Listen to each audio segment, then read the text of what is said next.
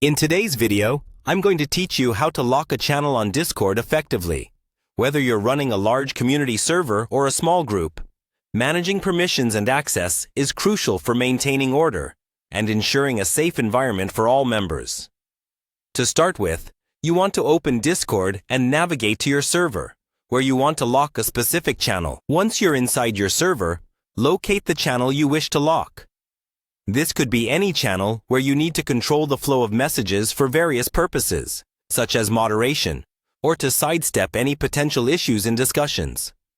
Next, move your pointer over to the channel's name and right-click it.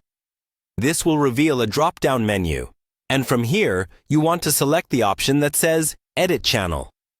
Now, this step is important because it takes you to the settings page for that particular channel where you manage all the permissions and features associated with it.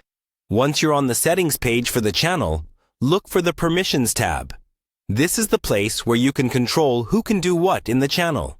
It gives you the ability to fine-tune the access and actions allowed for different roles within your server. Within the Permissions section, you need to select the role for which you want to restrict message sending. Typically, you'd start with the role called Everyone, because it applies to all members of the server by default unless overridden by more specific role settings. However, if you want to restrict a specific group, you can choose that role from the list too.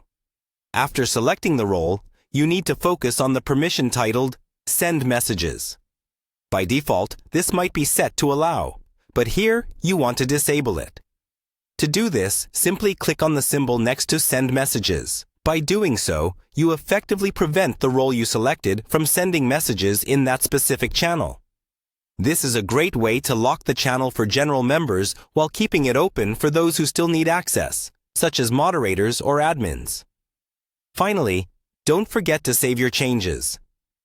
At the bottom of the Permissions tab, or sometimes on the top, there should be a Save Changes button.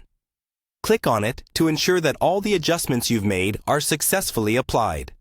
This step is crucial because missing it might result in losing all your edits and the channel remaining open to unintended access. And there you have it, a straightforward approach to locking a Discord channel. By following these steps, you can maintain control over your server and ensure that channels are used according to your preference.